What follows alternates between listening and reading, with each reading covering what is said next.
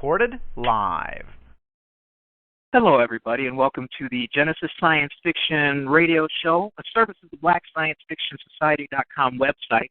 You should really check it out. There's a lot of content there, things you'll never see anyplace else. This is the October 21st edition. This is my birthday week, so those of you who were holding back so that you could get my address to send me gifts, I'll give that out at the end of the show. But this is the October 21st edition, 2016, and our special guest tonight is Erin Michael Hall, but she said I could call her Melody. So I'm not sure which I'll call her. I'll probably just call her that. And she's an author. She has a number of books. I'm going to go ahead and drop your link in the chat room for those people who are going to check it out later. And welcome to the show. How are you tonight? Well, thank you. I'm very honored, Mr. Hayashi and Mr. Sheffield, for inviting me tonight. I'm very excited. You have to stop that. You have to stop that. Really, I'm just William. I don't stand on ceremony. I'm very informal. Some people will say I'm irreverent. I mean, they're probably right. But please, just call me William. I'm really happy to have you because there's two things that I've noticed. I've found, not in large part, but oftentimes women creatives have a lot of really cool things to say that we don't normally hear because in a lot of ways it's still a man-dominated world, and disgustingly so if you pay attention to the one of the candidates for President of the United States. But I am really the honor is mine because you're a creative of note. You've got let's see, I see 3 books here. Do you have more, or just the 3 right now? But they're not published. It's just the 3 that are published for now. Okay, and for those of you who want to check out the books, look under Erin-Michael Hall on Amazon.com, and all the spellings are the same. It's Aaron, same spelling for Michael and the same spelling for Hall. I mentioned it before, but you're down kind of in the St. Louis area here in the state of Illinois. Did you grow up there, or did you grow up elsewhere? No, I actually did grow up here, right near Scott Air Force Base in Lebanon and O'Fallon, Illinois. I moved around the country, but a few years ago I did come back home. So this is home. Well, that's okay. And what was, I grew up in Chicago, which is really, really different than most every other place in the state of Illinois. We've got St. Louis. We've got, our government seat is in Springfield. Springfield is very, very small, kind of rural. And, my standard joke about St. Louis, which I mentioned to you before, is, every time I go down there, it looks like all the guys down there look like Leon Spinks. Now, I'm going to catch hell for that. But you know what? I said it. Somebody had to say it. I'm sorry? I said it's not true, but you had to say it. I had to say it. Well, you say it's not true, but you could be just defending, your home turf. And the only other experience I have down in that area, Great America. What was it? Six Flags way back when? Yes. Six Flags over St. Louis. Is that still down there, by the way? Yes, Eureka, actually. Okay, they changed the name. All right. No, I mean Eureka, Missouri. Oh, okay. Wait. It's not in St. Louis, but it's... Wow, I was in Missouri and didn't know. Well, I was so young, and I wasn't driving. I mean, it was even before I was driving. So, yeah. And you said you kind of grew up there. What was the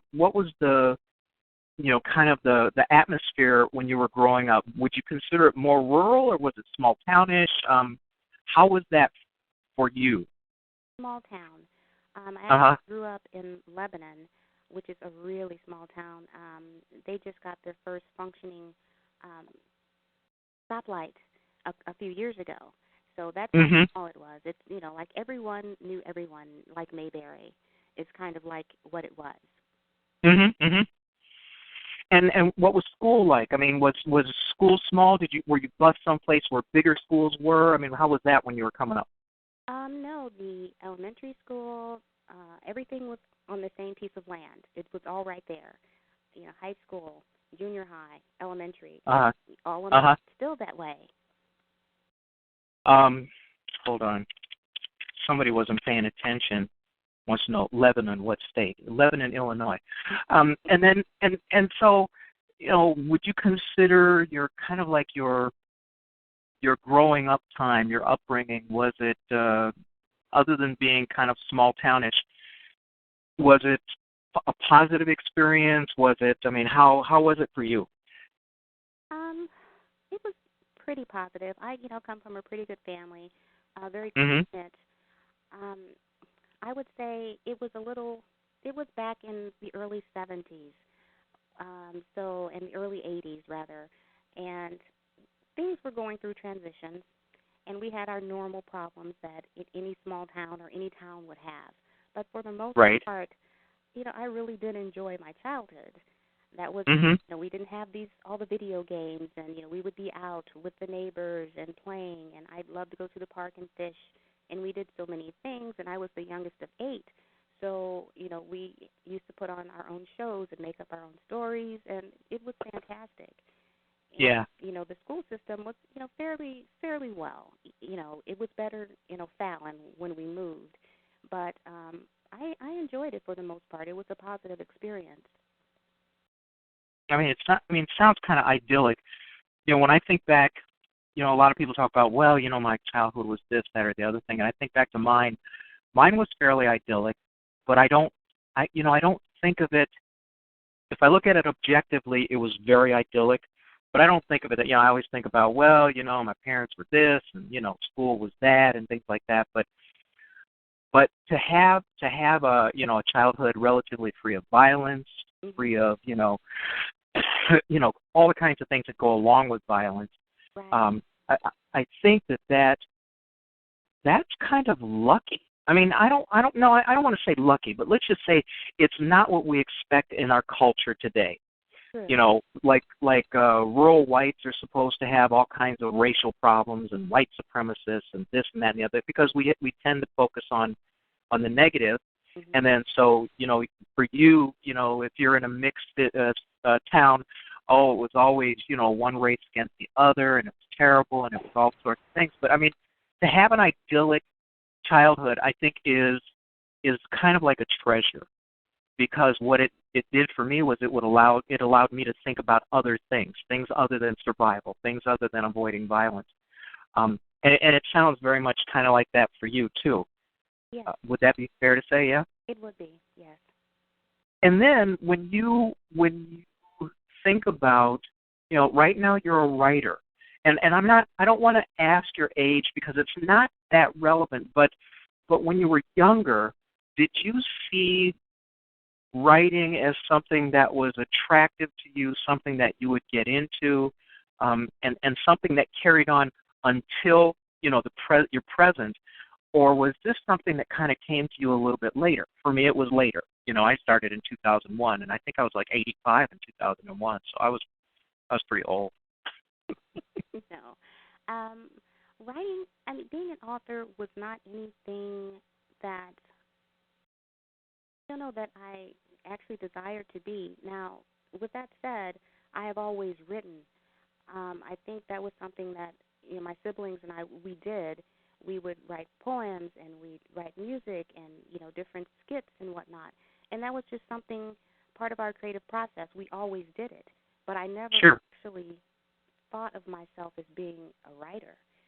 And my first novel that I actually published, The Rise of Nazil, that was something that I had worked on for the better part of 15 years because it wasn't anything that I was planning on publishing. It was just a story that I wanted to write because I was tired of the stories that were out there. So, Sure. I wanted to write something that touched me, and I took my time doing it. I'd write for a year, and then I'd stop, and I'd pick it up again a month later, and write for a couple of days, or whenever something came to me. But, there was no timeline. The story just went on. Yeah. Let me ask you about that because people are always interested in other people's process, and I'm interested in people's process because there's certain things that I can do and certain things I can't do in my writing. But I mean, to work on a story over 15 years, I'm wondering, when you started the story, did you kind of have an idea of everywhere it was going to go, or or or not? You know, I'm regimented where I kind of have to know the ending of a book or a short story when I start, so that I know what I'm aiming for. You know what I mean? Right. But for you to have done that over a period of 15 years, talk a little bit about that process, because when you talk about doing a little bit here, a little bit there, you know, that's like that's like sculpting, kind of. You know what I mean? Where if you walk away from it, everything's still set in stone, no pun intended. And then when you come back, you know, then you're continuing on. How did that story evolve? Did you see it in the beginning, or was it something that had to evolve over the 15 years? I saw it in the beginning. I knew where I wanted to start. I knew what was going to happen, and I definitely knew the end. In fact, the end was written before, the middle portion. Uh huh. But it just, I guess I can say that it did evolve, although the original structure was still in place. It just became more.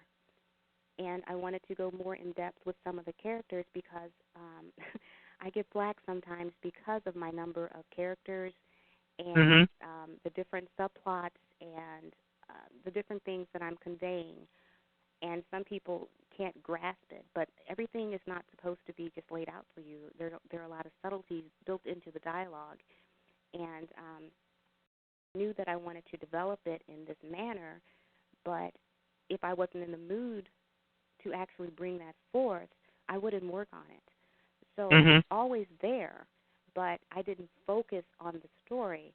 And I guess different experiences also kind of morphed different sections of the plot, not away from where they were originally, just into more than what I had originally envisioned.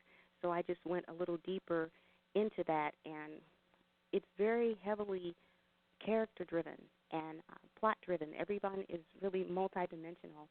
And when I Mhm. talk about, the protagonist, and I know I have, Pentanamir, who should be the protagonist, but if you look a little bit deeper, no, he's not the only one. So I can't say that I have a main protagonist. I have several different characters that are just as important as he is, and all of their stories are interconnected. And without them, he couldn't accomplish what he needs to accomplish. Sure. So, I mean, I think, in that case, your process is similar to mine, where you know which way the story is going, and I always come up with a great ending first, because it's my belief that people remember that the most. When someone's reading a book and they close the book, they go, "Oh, that was a satisfying ending," or really, really, that's you're going to end it right there, or you know how people are. Well, okay, Yes. when you go to a bad movie Oh. and the movie is over, and you go, well, first of all, I'm never going to get that 2.5 hours back. Second of all, I just spent $50 on two people to go see a bad movie. So, How are you talking about The Matrix? well, actually, I was talking about Inception. When they spun that top at the end of Inception and then faded to black, I was sitting in a crowded theater, and I said, "Get the and out," and everybody around me laughed because they knew what I was saying. It was like, "Oh, so that's your cheat to end the." And I apologize for anybody who did not know how Inception ended. I apologize for throwing the spoilers out there, but you know what? Try to keep up with the times. All right, that's all I got to say about that. But you know what I'm saying. For me, I want an ironic ending or an unexpected ending. An ending that people didn't see coming, but isn't a cheat. It really fits with the story.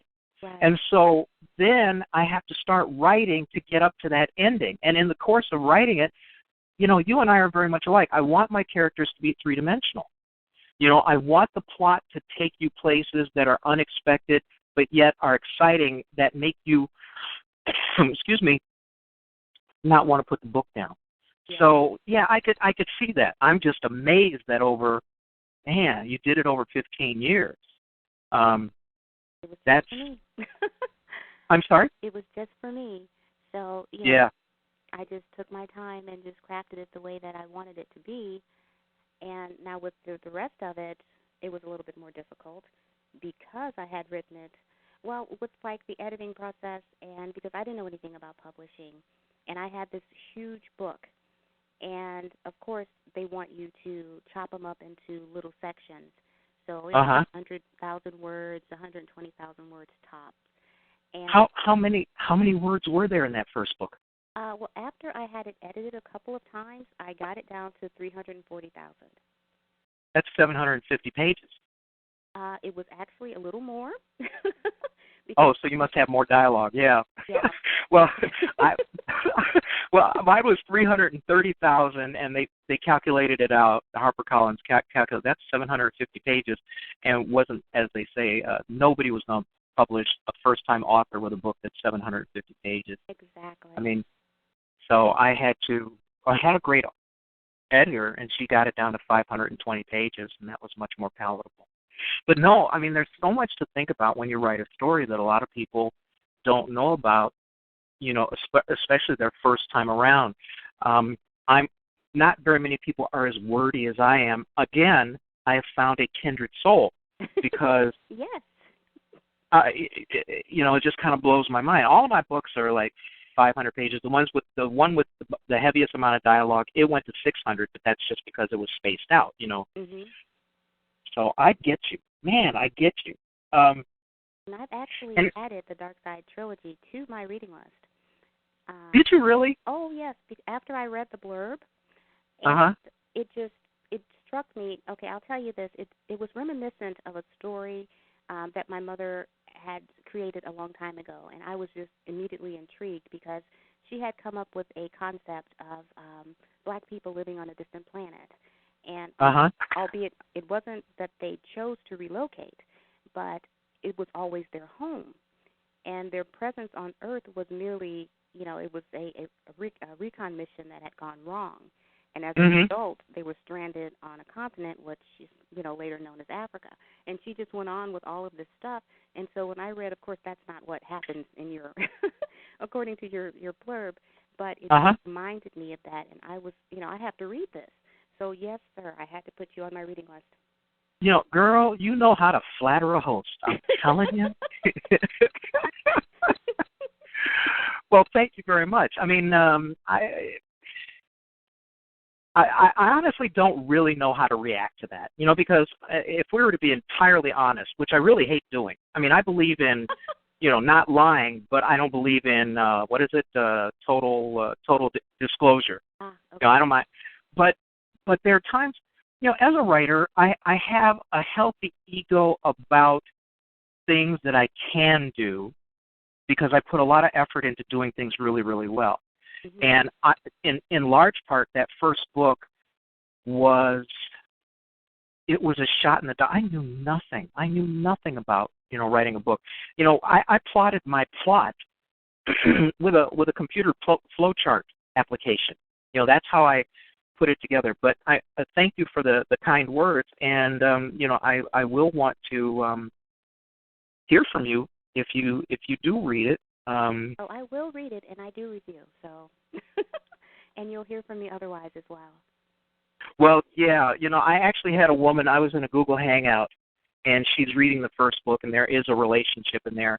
And she was on camera, and she was shaking her finger in her camera in my face, saying, "If you mess with this relationship, I will never forgive you." So I'm proud of the fact that it elicits that kind of response. Yeah. Which I'm curious for you, what kind of feedback have you gotten so far on your work? It is varied. I will say until about, I think it was July of this year, I had released an author photo. So they only have the name. And I did that simply because, especially with epic fantasy and science fiction, it's a male-dominated, those are male-dominated genres. So, sure. I didn't just come out and say, hey, I'm a man, but I just let the pen name be there, and that's all. And so, I wanted them to read the book and just judge it by the book. And it was interesting. I received a few emails from females that thought that I hated women because of some of the because Ceylon duel is not for everyone, and I don't shy away from bad things that happen to good people. Sure. So there are a few brutalities that take place, but Mhm. they're not exclusive to females, and Mhm. it's Mhm. completely ignored the males that were also victimized. But Mhm. I think that feedback for those people, and I do say that those things are in there underneath my blurb so people are warned. Mhm. But that was interesting feedback. For the most part, it has been positive. The relationships that are crafted, and there are a few that are integral to the plot. Um, Okay. they love characters, and like you, I have been threatened about certain characters, and Oh. mess with that relationship, or why did you let that happen to this one, and oh my God, you killed the wrong people, stuff like that. And I'm like, oh well, I just write the story as it comes to me. But I did receive, we all get those 1 and 2 star reviews, and I survived my first one. It. I was hoping that it would be something that would help me improve. But, Okay. Sure. I found out actually who wrote it. It was just someone who I had an argument with in one of the writers' groups. But, and the fact that he mentioned Tolkien, and I Mhm. Mhm. understand why every fantasy writer is supposed to be a Tolkien worshiper. Because I only read one book, and Right. he's very talented, of course, but I just never got into it.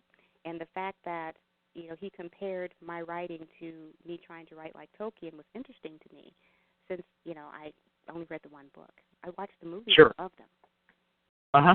But yes, most of it, besides anyone complaining about some of the more brutal scenes, it's been very positive, and I was actually shocked because I did not want to put it out there for people, but I kept getting prodded by family members and friends, and the more people I allowed to read the manuscript, and I was like, well, okay, well maybe I could. So I started trying to Right. learn what I could and about query letters and oh gosh, and the same things. I wasn't going to split the book up because that felt like a cheat to me, and I didn't want to do that.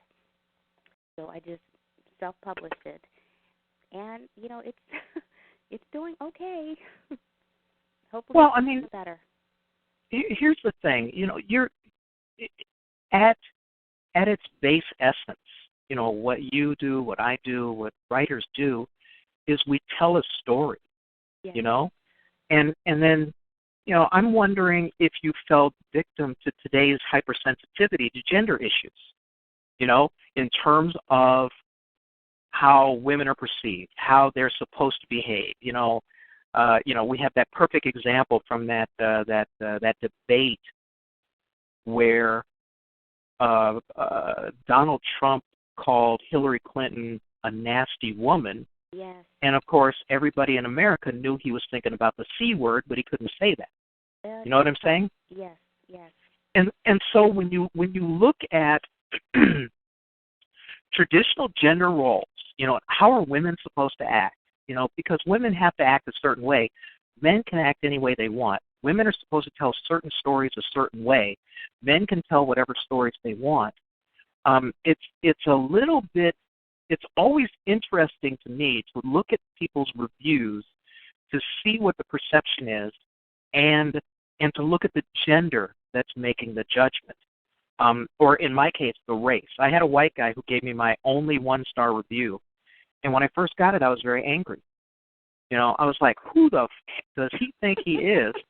And he said that my first book was like what was a Saturday Night Live sketch, because for the life of him, he could not imagine why black people would choose to live on the backside of the moon in secret with just each other and no whites. I think his contention is that we've got it pretty good down here. What are we complaining about? Well, I'm complaining about the fact that if I were darker and I were driving around Chicago, I got a 16 times higher chance of being murdered by the police than somebody who's lighter. Unfortunately, Yes. Or I would not get certain interviews because, well, my name, obviously, I chose to have a Japanese last name to throw everybody off. But, I mean, but, if I was like Cleophas Johnson, would I get the kind of professional consideration that I get now? Absolutely not, because of the culture we live in. Oh, yeah, And absolutely. you know, so when you talk about women looking at that and thinking that you have misogynist tendencies, it's kind of odd to me, especially like if they go to your Amazon page, there's nothing here where you're concealing your gender, or at least your, I don't know, yeah, I guess it's gender, it's sex, your sex, your femaleness, because you could be other gendered, and still be True. visibly a woman. So, and then what about the other part?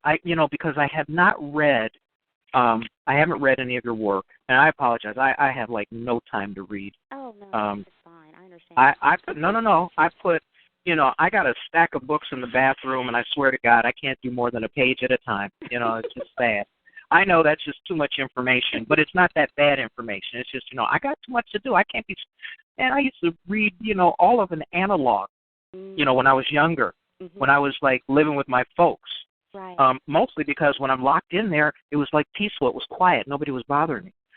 But in terms of, we kind of get a window into the gender issues. What about race? Does race play a role in your characters, in your plots, and it kind of in the framework of how you put together a story? Well, I guess I could say yes, but the thing is with not only with the Rise of Nazil trilogy, but the Shifter trilogy as well, is the fact that there are two specific races, I guess, ethnicities, whatever, no races, that I'm going for here. And we have humans and we have Nazilians. And as far as the human interaction, there's not any prejudice per se amongst the humans for themselves. And it's a very diverse cast. And it's only the Nazilians who are raise themselves above the humans, and they're a xenophobic race, and they actually enslave and humans, and they rule Nazil and Thaylandul, which is the fantastical world. But the humans interacting amongst themselves, I wanted characters that anyone can relate with, or relate to, whether it was gender or hair color or hair type or skin type, and when I write, okay, for example, recently someone told me that I write like a quote unquote girl. And that was the first time that anyone had ever told me that, and I was like, well, how does a girl write? And so it's just the voice that you use, and I can tell that you're a female. Well, okay, fine, or whatever. And we had gotten into a conversation about women writing male characters, and vice versa. And we were in a conversation in one of our groups, and he had stated that certain women writing these characters in the wrong manner because men would not behave like that. And so I had to come back and tell him, no, it's not men, it's you wouldn't behave like that. So, exactly. Because there's other men who would. And my characters are actually different aspects of different people that I've observed over the years. And you can't say that the female character should be this way because not every female is that way. So there's a range of different characters, and race is not, I describe how some people look minimally, just so you could know who you're dealing with. There are certain characters like Kuhani and Simeon, and they're called out differently because they are Jasiri warriors, and they look a certain way. And although it doesn't mean a lot in the first book, in the second and third book, you start to understand why that was mentioned and why they were described in that manner, because they are of importance. So, I don't know. It's all a process, and it develops, and more species also develop. And I'm more in writing people than genders and different classes and races. Yes, exactly. Yeah. It's people. That's all. Well, I think the cool part, about it is you're writing about a non-human race and its interactions with humans. And sometimes that can be an allegory for something else, like District 9 and apartheid, the movie District 9. Yeah. And sometimes it's just, like Freud said, a cigar is just a cigar, and not something else, not standing in for something else. And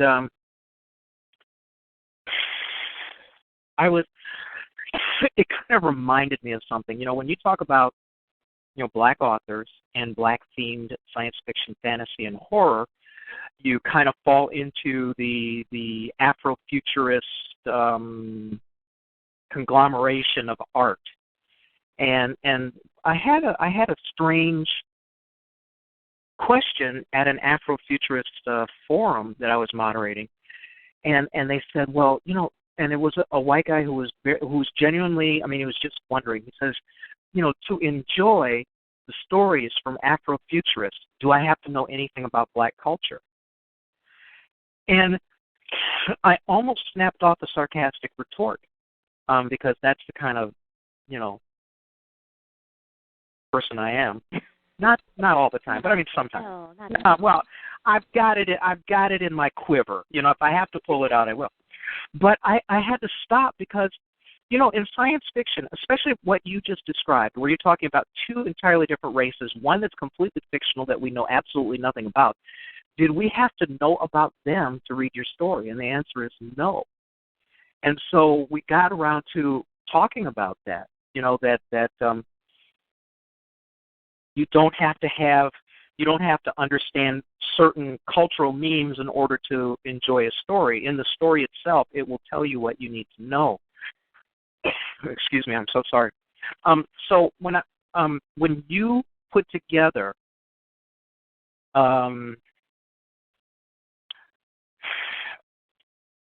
way back when, 15 years before, when you put together this story, did you have a pretty good cultural framework for your alien species, or, as you sort of alluded to, in process, not necessarily your process, but in process, that you had to, you wanted to take the time, the middle part of the book, to flesh out the culture, so that the memes were obvious, and so that people didn't have to suspend disbelief in the middle of the story and go, man, that's just crazy, Well, no, think about Left Hand of Darkness, by Ursula Le Guin, Yes. where you have one sex, Yes. and how do people wrap their head around that? Well, they have to read the story to see how you paint that picture. Exactly. Was it essential over time, over that 15 years, for you to build up, kind of like the two build, first you have your one-dimensional characters. Okay, this person does that, this person does that. Then the two-dimensional, okay, and they've got this kind of personality, and three-dimensional, but they are like this. This is their behavior. These are the things that drive them. These are the important things. These are the things that happened when they were growing up. Was that the 15-year process that you had to go through? No, that wasn't the process. I've been finding out since I've been talking to a lot of different authors.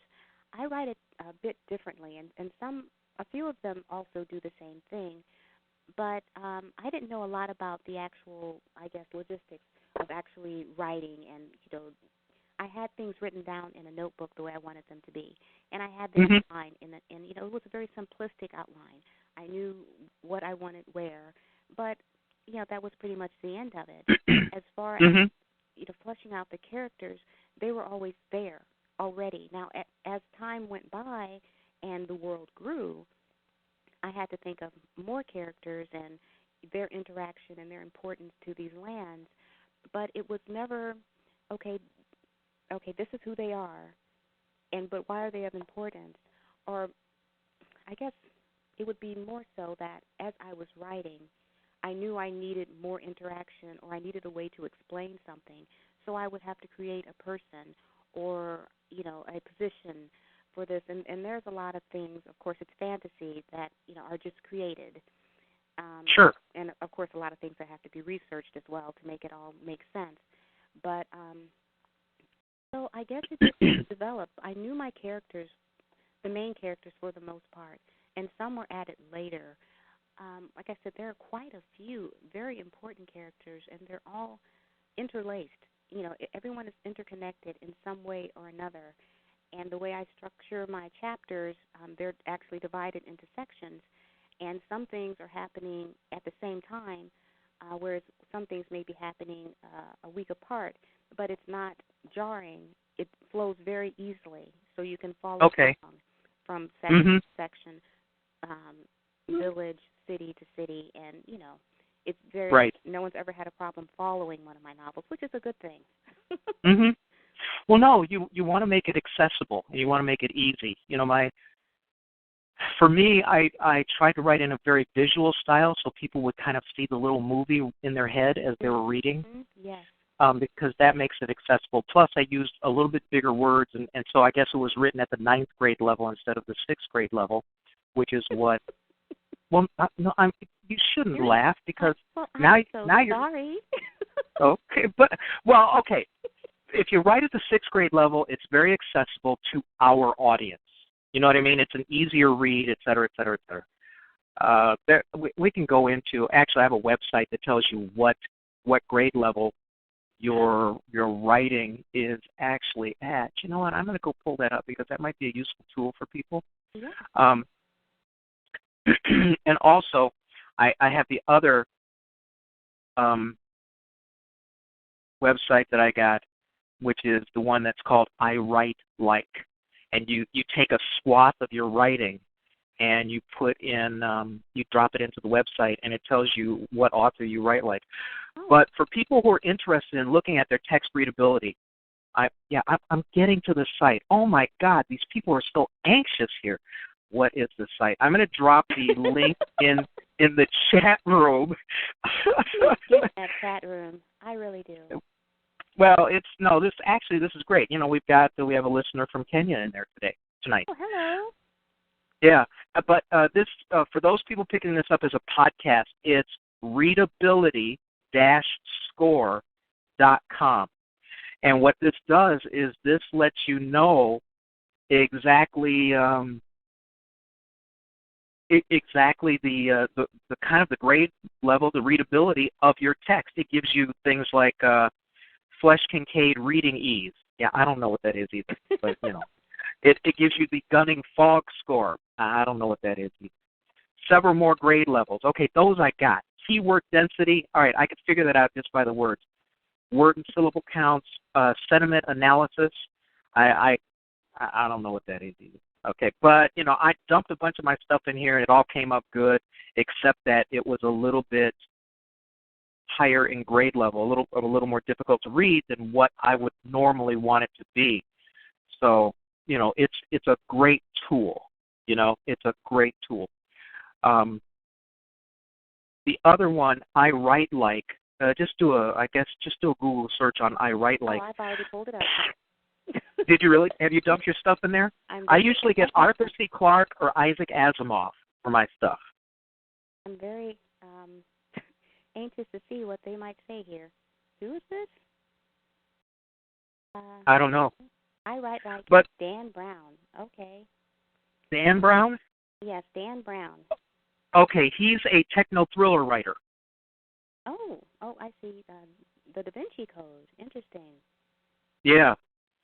So, I mean, these are good tools because it gives you a better insight into how you perform compared to other people.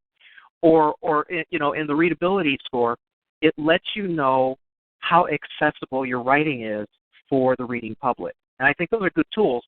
But, you know, I wouldn't sit there and constantly edit a paragraph and dump it in there just to try to get a certain score. Just, you know, if you tell a good story, people are going to read it. Like Discovery, my first book, it's top heavy with science. Okay. It's top heavy with technology. You can kind of skim over that and still get the story real well.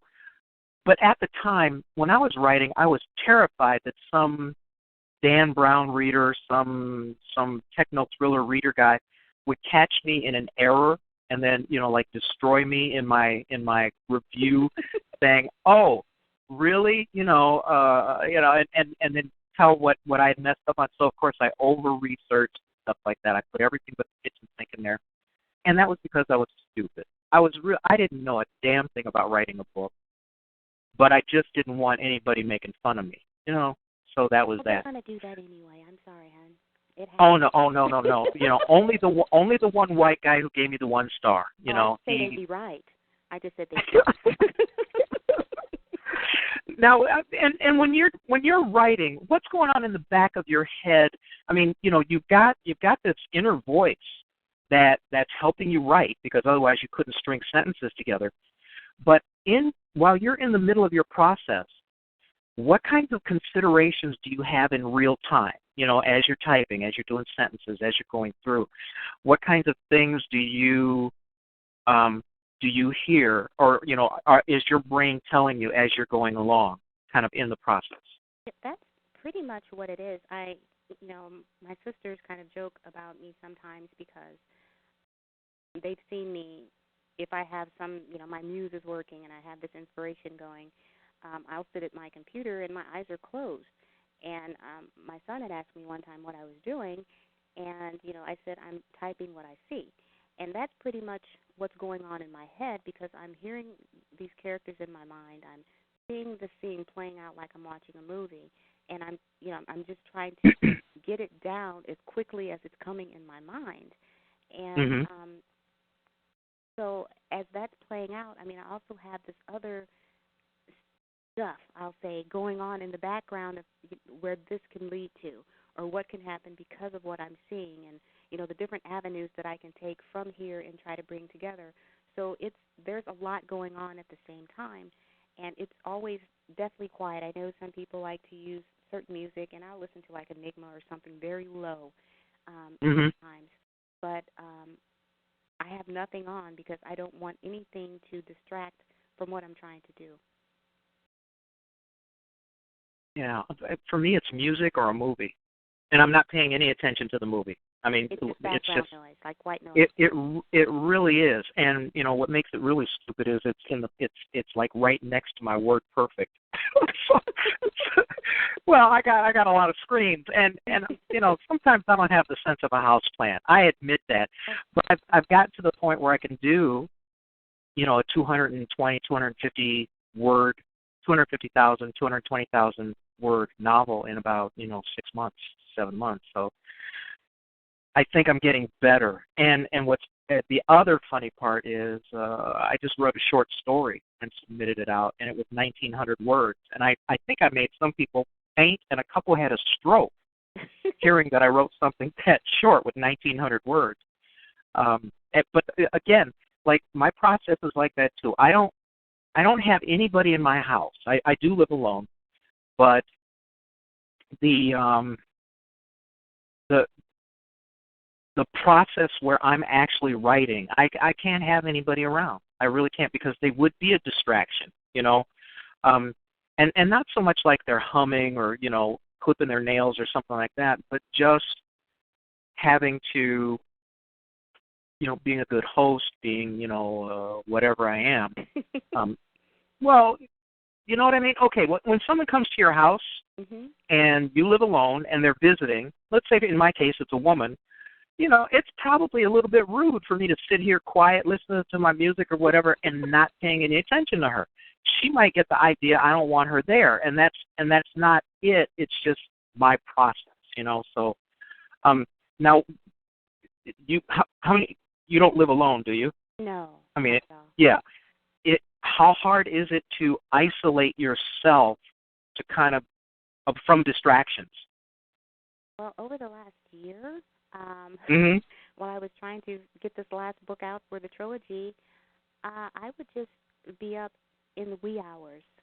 I could work a little bit during the day, and when I didn't have to do something else, a 9 to 5, but I was up to about 3 or 4 o'clock in the morning when it was quiet. I didn't have any disruptions. I always had a pad with me wherever I go, and so if Right. something comes to me, of course, you write that out too. And if I'm sitting and waiting somewhere, I was writing. Um, I'd have my laptop with me, and at some places, and I'd be typing things out. So I was constantly working, but it was usually in the wee hours when I should have been sleeping. So I was working off maybe 2-3 hours of sleep for months at a time, just trying to get everything together. And the editing was, grueling as usual. But I've started getting a little more sleep now, so that is a good thing. Mhm. Mhm.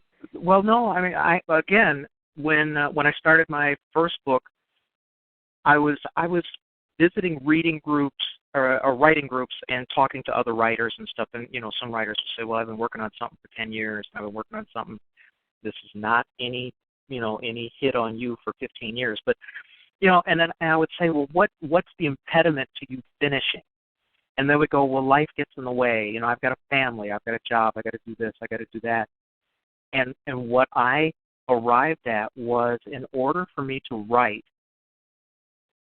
as kind of like a vocation, almost like a business, I treated it like a part-time job. So, every night at 10 o'clock, I stopped what I was doing and I got on the computer, and I was on the computer from 10 to like about 2 in the morning, exactly like you. And I treated it like a part-time job. And when you attack something or you manage to do something with that kind of consistency, you're bound to finish. Oh, absolutely. Yeah. So I think that kind of thing, scheduling is important. Your immediate environment is important, and again, getting in touch with your process. What I do now is completely different than what I did for my first book. I'm a different kind of writer. I'd like to think that I'm better, and I've learned a lot. There were some books that I started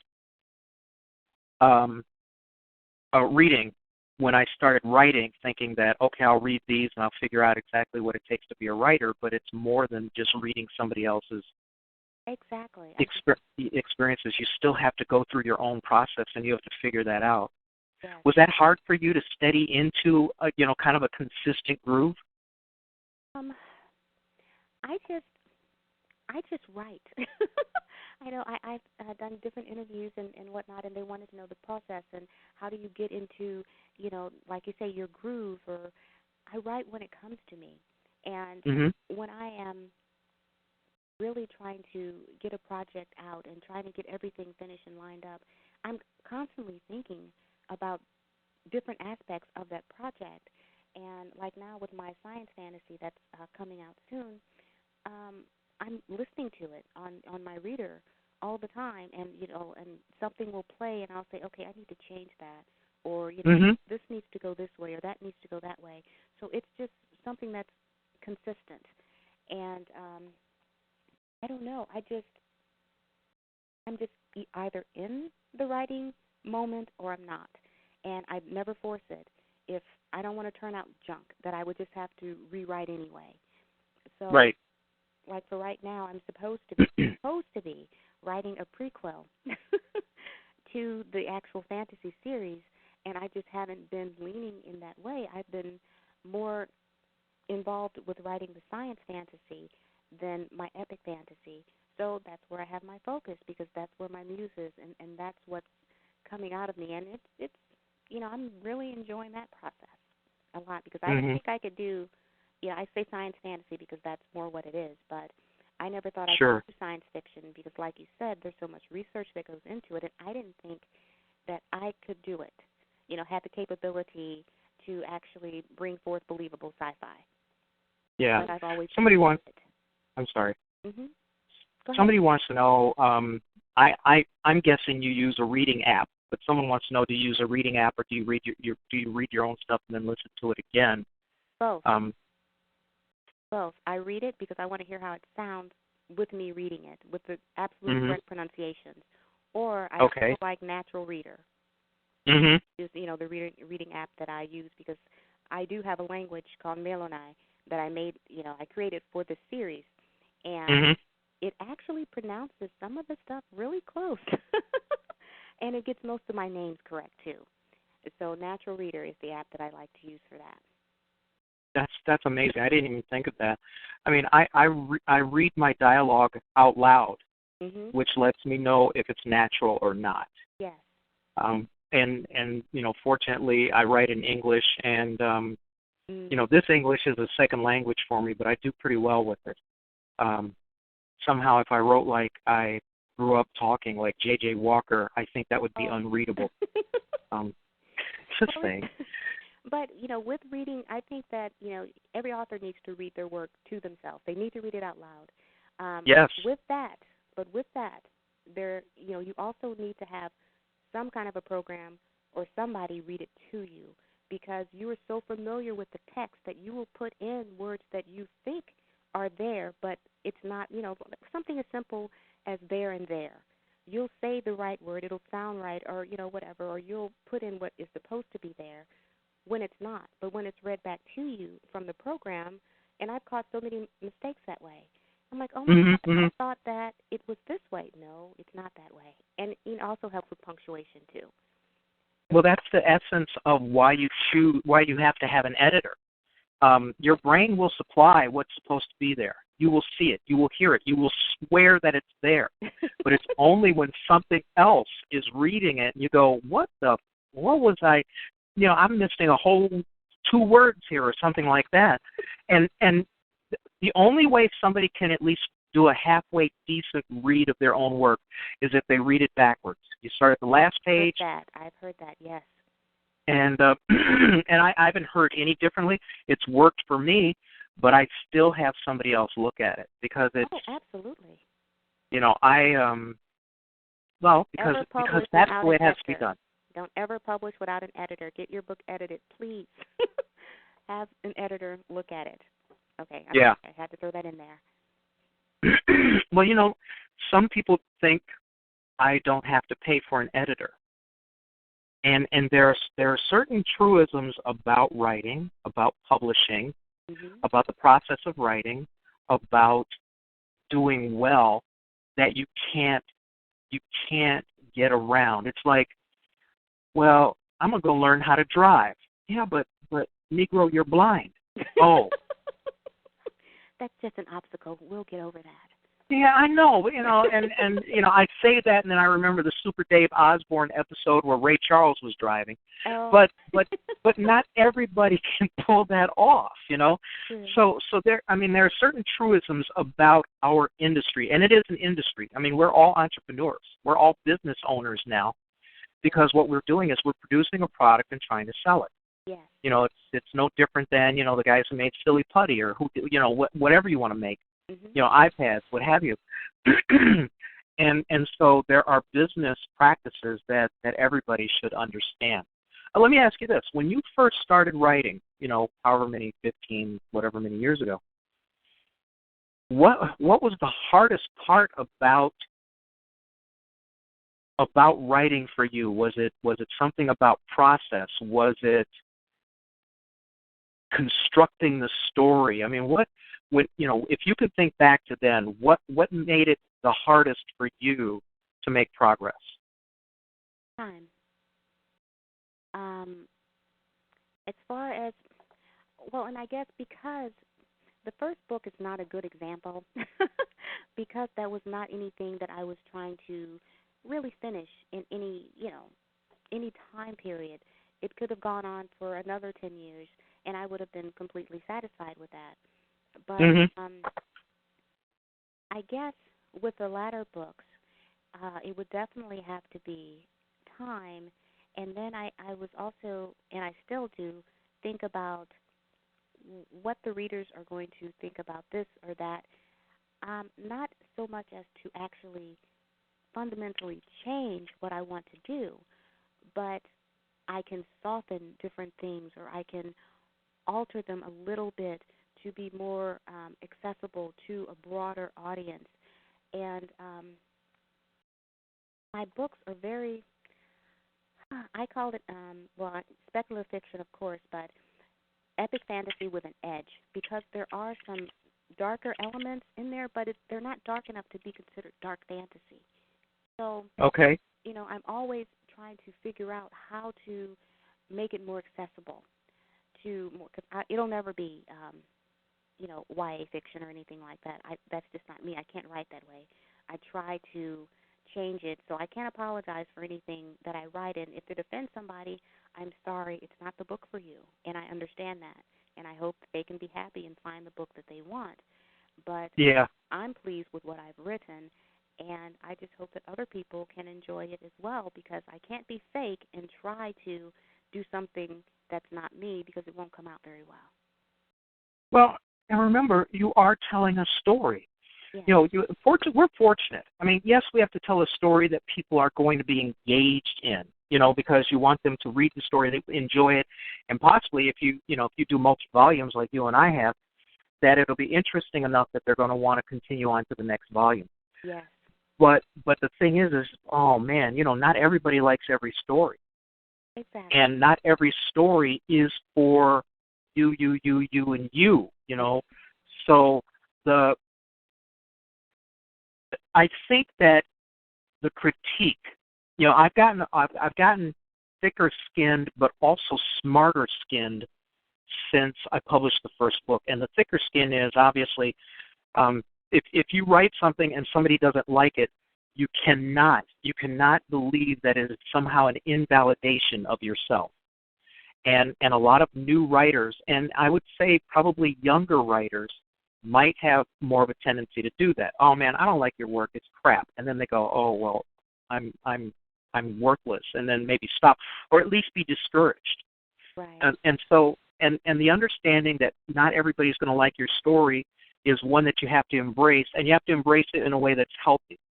I write speculative fiction. I write a technical fiction, Afro-future, whatever people want to call it. Mm-hmm. Well, you're not going to get somebody who likes Harlequin romances to dig into my work, and I understand that. I guess when I think about the gestalt of being an author, there are so many aspects to it that just getting through it is pretty laudable. For you've finished 3 books. That's huge. To have done that.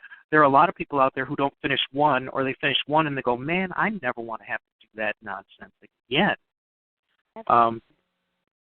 So I've finished 7 books. Yeah, and so you didn't quit. You just kept going, and I'm going to keep going. I know I've got at least 7 books in me and an anthology, and then I may quit. And I've got 2 movies that I'm going to produce, and then I'll quit, and then we'll see what happens. But I'm not going to be dissuaded by somebody saying, your book is just not my cup of tea, and I can kind of live with that. Hang on for a second. You're listening to the Genesis Science Fiction Radio Show, a service of the BlackScienceFictionSociety.com website. Please stop in. Check it out. There's a lot of content, a lot of things going on. We're producing our first movie, which I hear you're doing voices. You're a voice actor for the movie. Is that correct? Yes, that is correct. I'm very excited about that. You've got a great voice. I love your giggle, too. Your giggle's good. Oh, gosh. If I was 40 years younger. No, I'm just kidding. Oh, my gosh. But tell us a little bit how that all came. Well, let me tell everybody who might not know. BlackScienceFictionSociety.com is producing its first animated movie. I guess it's 3D animation, and the movie's called Earth Squadron. And various people from BlackScienceFictionSociety.com are working on it. I did a little bit of writing for it. I guess I don't know if they have any room for another voice, but if they did, maybe I could get my voice in there. But it's a science fiction movie that has to do with the last line of defense for Earth when it's invaded. I think that's a good enough thing. How did you get involved with that? Well, from the website and talking back and forth with Mr. Sheffield, and it was sort of an open call. And I have done some voiceover work, nothing major or anything before, and some acting. And right. I actually do quite a few voices. I submitted a few samples, and I was very, very pleased and just overjoyed when I was selected to voice a couple of characters. So that's Hmm. going to be very. Oh, I can't wait to get started on that. I think it's going to be a great movie. First of all, one of the reasons why I think it's going to be good is because the production team is taking their time. Mhm. Yes. Part of that has to do with wanting to do it exactly right. You don't want to do a half-assed job. First of all, if you're investing that much time and energy, and so many people are contributing to it, the last thing you want to do is put out something that is less than the best. True. Um, Very true. and that's huge. And the other thing is with the tools available, the software tools that are available for doing animation, for rendering, for doing 3D modeling and things like that, are so advanced that it's made creation more accessible. Instead of having to go to Lucasfilms to create a spaceship, you get a digital artist to really put one nicely together. Lots of polygons, look very, very good detail under high resolution, and that can be done in somebody's home now. Somebody, if they've got enough hardware, can do that in their own home. For you, you're what are you waiting on? Are you waiting on script Yes. in order to do your voice? Okay. Ooh, now that I think about it, I think I'm responsible for trying to get all those pages together. So I have to apologize for that. You need to step it up, mister. Well, hey, I'm going to use the excuse of my car wreck in August for a lot of stuff. I did get my bell rung pretty good, but I mean getting everything together ahead of time and going step by step is essential to the process. It's just like creating a book. Yes. You want to tell a good story. What makes doing a movie more involved is you've got audio, you've got video, you have you're creating a visual story. Yes. And I'm excited about it. I really am. I can't wait until we get a little further along and we could see, as somebody said, blame it on the car. No, the car saved my life, actually. So I'm happy to hear that you're involved with that. I can't wait till we get a little further along. At the end of the show, when I have Jarvis come in to close the show, we're going to ask him a little bit about it. So we'll probably maybe stop you and I talking for a couple minutes ahead of time. Okay. Because we'll get the latest and greatest. Now, you've got, what do you have? You have a total of 7 books out there? Well, I have 7 books written. I have the second trilogy is actually in the editing phase. Okay. They're not published yet. What's your timeline, do you think? Well, I like to schedule them 6 months apart. Okay. So the next one is to be released in February. But I also have the science fantasy that's releasing in the spring as well. So I will have more books next year than I had this year. Because I don't know if I'll get both of the science fantasies out next year, so that would be 4 for next year, or if I'm just going to wait and hold on to the second part of that. I'm not sure, but I like to have everything done and at least with the first editing pass before I publish the first one. I can keep on my schedule of 6 months apart. Yeah. And are you so regimented? See, isn't that a better term than anal? Are you so regimented that you actually, when you say something, you have to stick with it, or do you allow yourself, some leeway because sometimes things pop up that are unexpected? How are you in that respect? What's your personality like? You don't sound type A, I like to do, if I plan something out and I've plotted it out and it actually affects other people, I have to do exactly what I said, unless something extraordinary happens that obstructs it. With the first trilogy, I did want to make sure that everything went out on time because I wanted to have the next book ready, and I didn't want losers to lose interest, so I wanted to have it up for, pre-order and set to go. Now, with the second trilogy, I was thinking about pushing it back a little bit and just kind of waiting and do more marketing for the first one. Because, there are 3 books out there that can be read. try to get the next trilogy out there. So with that, it's a little less regimented with this series since I already have, or trilogy, I'm sorry, I already have the first one out there. With the science fantasy, that is pretty much complete, I guess, because sometimes I get a little bit anxious and a little antsy, and I want to go ahead and release them early, but I try to keep myself 2 to 6 months if I can, because the books will be there, and they're not going anywhere, and I can just hit the publish button at any time. Sure, sure. And, you know, somebody write in there, people write in trilogies, but I mean, do you write trilogy? I know the first one was, okay, I've got 350,000 or however many words, and that's a tough sell for a single volume. It is. You know, people, you go to class, nobody wants to read War and Peace, you know? Right, exactly. Yeah. And just because, first of all, hauling that book around is too damn heavy, but it's a lot of words. Oh yeah, well Kindle is great. I mean, you could put War and Peace on Kindle and it doesn't weigh an ounce more, so that's kind of cool. But people have a tendency to be scared when they see a big fat book. Yes. Which I'm finding out because people are reading less and less, and people's attention spans are shorter and shorter. When you're writing, I'm sorry, go ahead. Oh, no, I was just agreeing with you. Go ahead, hon. So, you know, for somebody like me who my first 3 books were, you know, all pretty thick, you know, they're all about an inch.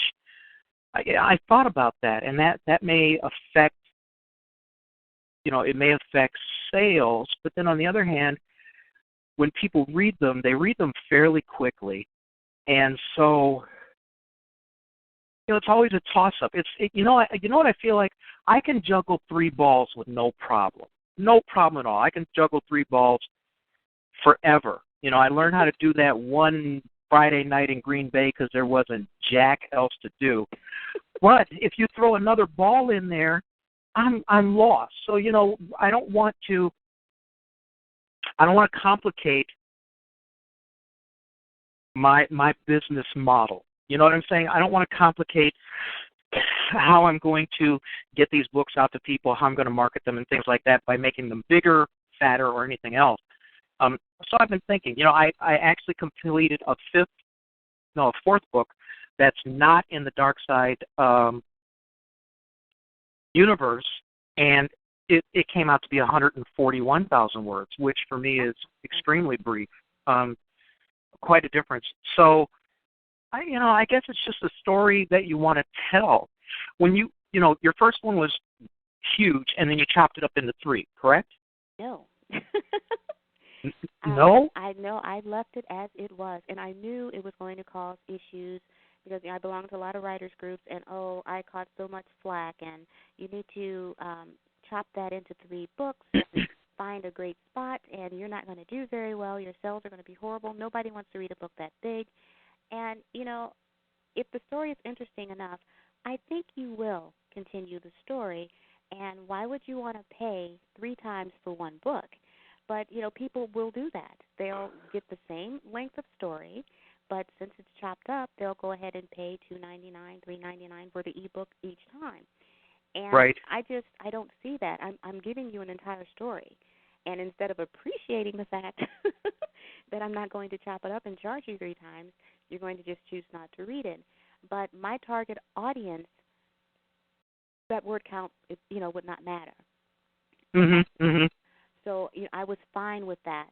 But one interesting point about the first trilogy, because you mentioned someone had typed something. I'm still not in that chat room, but you had mentioned someone writing something about people writing trilogies or something in the chat room. Is that where it was? Sure. Yeah, no, they just mentioned, people write, that was just Jarvis going, those of us who write trilogies rather than just a single, Well, that was Jarvis. The first book, The Rise of Nozzle, is actually a standalone. Okay. Because that was the only book I was writing. Right. So you don't have to read. I mean, you'll want to, because after I started getting questions about, well, what happens next? And I said, okay. Well, I don't know what happens next. The story ended. That's where it ends. So, and people were like, well, no, what about the Desu Beast? What about, this? What about that? And I was like, well, let me think about it. And so that's where Seed of Scorn and Piercing the Darkness, that's how they were birthed, because I was trying to answer questions and tell more of the Nazilian story and the Jasiri story and the Shiandru story and bring it all together. So that was just supposed to be, so if I actually broke it down, I would say The Rise of Nazil is one book, and Seed of Scorn and Piercing the Darkness are a duology. But as I was writing Seed of Scorn and Piercing the Darkness, I had to go back to The Rise of Nazil and add in little things here and there so the books would flow seamlessly and make them more of a trilogy than, just this being the standalone and then these two other books. Sure. So, well, I mean, you actually plan out very well. Oh, Obviously you have. Well, you do. It sounds like it. I try. I really do. Yeah. And to me, that's the way the process works best for me. There are people out there who say, I just thought of a good character. I think I'll write a book about them. And I go, well, do you know the ending? They go, well, no, not really. I'm just writing a story. The cynic in me wants to ask them, so how do you know when you're done? Because I actually was reading a series that's been going on for over 20 years, and, I love reading about the characters, but right. I want an ending. Before I die, yeah. I would like to know that this ended well. And it's going on and on. It has to end somewhere. Right. I want to jump back for a second. You had mentioned that you'd done a little bit of acting and voice work before. What kinds of things had you worked on? Oh, nothing major. Plays and some student films. But that's pretty much it. But that's still experience, I've always loved it, and believe it or not, I am extremely shy and a little bit of an introvert. So it took a lot I know I love to act, and I love doing all these things, but then I kind of speed up. And I'm always, it's like turning on a switch, and I have to try to get myself ready to go out there and do what I have to do. And sometimes it's extremely debilitating. And, other times, I can do okay. Well, nobody believes that I'm exactly like that too. I'm very shy and I'm very introverted, but nobody, I can't convince anybody of that. But what I did was I developed my representative who does radio, who does the interviews. My representative is the person who goes and does forums and discussions and things like that. And then there's the private me who really would rather stay home and write books, who does not. So I can kind of get that. And the thing about being on, I get that a lot, because there are times when you actually have to put yourself out there. And the fact that you did plays, I mean, that's two tiers of hard work. One is that you have to memorize what you have to do, and some people tend to underestimate the difficulty in that. And the second thing is, every time you perform, you have to be on. You have to give that performance that's compelling. You have to be that person. Yeah, and and the thing is, with commercials, you can do 35 takes and get the right take. But when you're doing a play, it's you out there. So I have a healthy respect for that. Doing voiceover work is okay because you can do that alone. You can do that at home. You can get in a booth and not be bothered. So that's a little bit easier. But performance art is not easy. I did stand-up, which and I sang in a band, and both of those the singing in a band is easy. You got a bunch of other people up there. You're playing music. Wasn't easy. Everybody's drunk. I'm sorry? It was not easy for me, but okay. Yeah, well, stand-up was the hardest thing in the world, because if you don't get people in the palm of your hand in the first 5 minutes, it can be a long set. It can be a really, really long set. So you've got a plethora. Well, maybe not a plethora, but you've got a handful of kind of creative talents that you have been able to play off of. As you go forward, let's jump ahead for a little bit. Do you see yourself kind of staying a writer? Are there other kinds of creative output that you're thinking might work for you, or you're thinking you might do in the future? Yes, I don't see myself writing for many more years, actually. Once my stories are complete, if something comes to me that just has to be written, I will write Mhm. it. But no, because I love my music, and son, he plays music, and he's also writing a book. And Mhm. I have other things that I would like to do, and I've always music has been my first love anyway. And I do, even though I don't play professionally or anything like that, it's still an Right. outlet. So, Sure.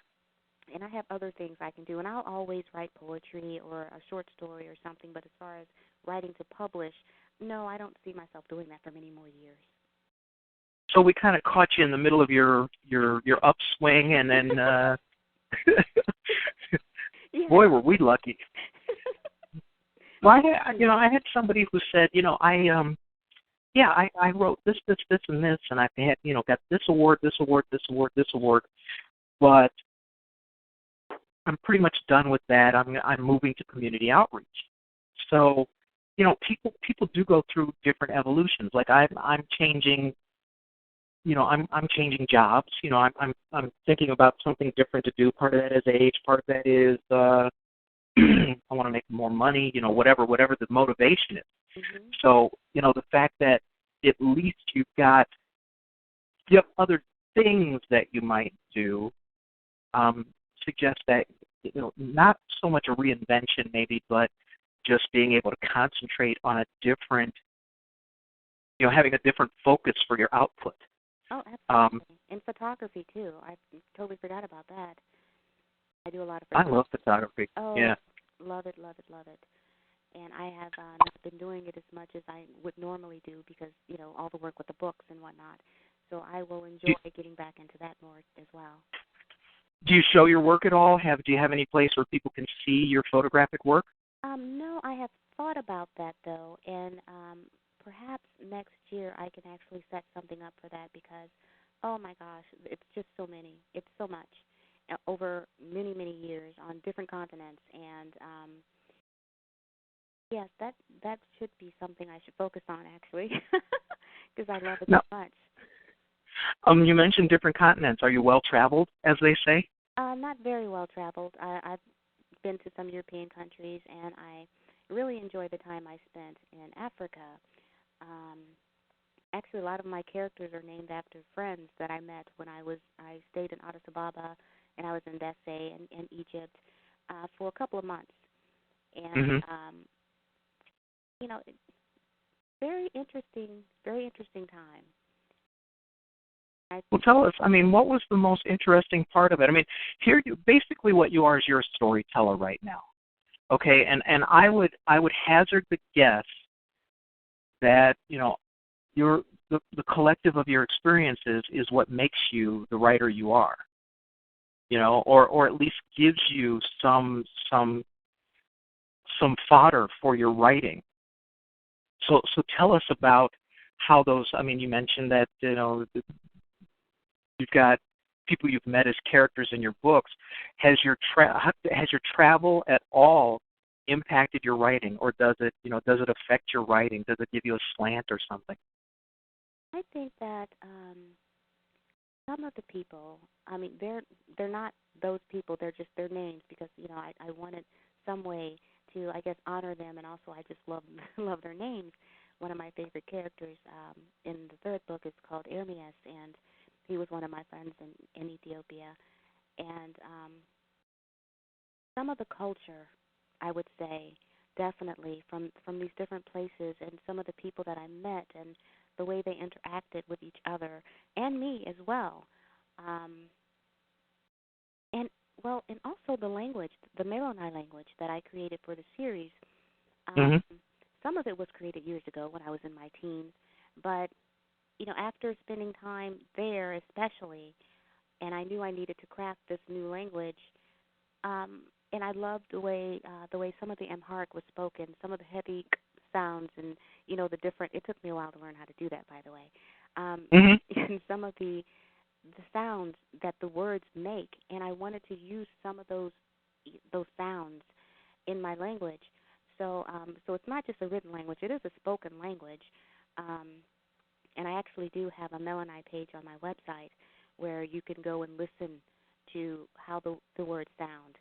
But I think that those influences and getting enmeshed in the different cultures and it, yes, I think it did because I'm thinking of the village of Bandari that's in my series, and a lot of the interactions there and how they lived there with each other is very reminiscent of the neighborhood, the place I was when I was in Addis Ababa. Mhm. Addis Ababa, of course, is huge, but the place that I was actually at, it was a very tight knit community of people, and they were all helping each other and coming over and doing, and they were just fantastic. And so I guess yes, it does influence. And then I had an incident in Egypt that I guess also kind of sparked a little bit of some of the things that happened in the book too. Well, one event anyway. So yeah, and not only with the people that I met on my travels, but people I interact with all the time. And I'm sort of a people watcher, and so how people are interacting with each other, speaking to each other, their different little nuances and subtleties. And so I think that all helped to develop, especially the depth of the characterization and the different plots, because nothing is ever just what you see. There's all these layers beneath. So being able to interweave these different things and make them all come together to this climactic point. And I'm hoping, I tell people that, the Rise of Nozzle, this series, is really not for a skimmer. If you're a skimmer, if you're going to skip every other page or every other sentence, you're going to miss so much. And then you're going to be asking me, and people have, well, why did this happen or why did that happen? And I'll say, well, it was in there. Didn't you read it? Oh, it wasn't in there. Oh, it was. And then so I'll go and I'll find it. And then oh, I missed it. I said, yeah, I know. I said, that's okay. I said, you're a skimmer. Mhm. And Mhm. that's fine. But yes, I mean, influences are everywhere. Even my son has influenced me, and with different things that he says and he does, and some of his little friends, and so it's everywhere. Inspiration is everywhere. You just have to grasp hold of it and then make it into what you want it to be. Yeah, that kind of the the the psychologist in me. I look at the people around me, and I'm a people person in terms of watching. Yes. And so that really helps me develop characters because sometimes subtle conversational things. I don't like to do a lot of exposition in my stories. I do like to have uh, I like to have three-dimensional characters. And I will say one of the things that I'm rightly very, very proud of is that women who have read my work say that all my women sound like women. Very good accomplishment. Well, I think it's because I'm a half black, half Japanese lesbian living in a man's body, which could have something to do with it, or it could just be, me wise-assing off again. But but seriously, when someone's trying to write a story, I would think, especially if it's character driven, Yes. that you would want to make your characters as authentic as possible. Yes. And we get examples of that everywhere. Our fellow students in school, neighbors, um, uh, work associates. Watching TV. I mean, look at this ass who's running for president. I mean, this guy. You look at that and you go, well, how can somebody really be that way? But then when you find out that he's a narcissistic sociopath, it all becomes clear. Yes. But understanding personality types, I think, makes me a better writer in terms of putting together characters. Oh, absolutely. Yeah, and so you kind of, I think introverted people spend more time looking at things around them rather than engaging. So I think that there's an advantage there. I'm sorry, what were you going to say? Oh, no, hon, I was just agreeing. That was all. Yeah, so it was essential to me. That was another thing. I forget what the scale is because I can't remember it. But there's this, the test that they use to see whether female characters in a movie are, I don't know. I can't even remember the definition, but I wanted all my characters to sound like people that we would know or recognize, even kind of like the psychotic ones, But one of the things that I didn't like, and let me ask you about this. This is a thing that I've noticed about sci-fi movies for the last two generations, that writers, and not so much books, but sometimes in books, but in movies, in science fiction movies, the characters are so conveniently crafted. Okay, like a scientist, you always have to have a scientist that's got some kind of weird personality flaw that makes them want to either blow up the world or create, I don't know, sort of hybrid Godzilla or something. They write these characters who don't exist in real life in order to move a story along, and I hated that. So one of the things that I wanted to do was figure out how to craft a story and have the people in it be people that you know, that I know, that are recognizable, and then have the story move itself along rather than have some convenient-ass crazy person making something happen. Well, I mean, you understand what I mean, don't you? Yes, I do. And I agree wholeheartedly. There are times, okay, let's talk about Luke Cage. All right, there's an easy character in there that you can look at and know that she was just put in there to be the asshole that she is, and that's the new black woman captain. Oh.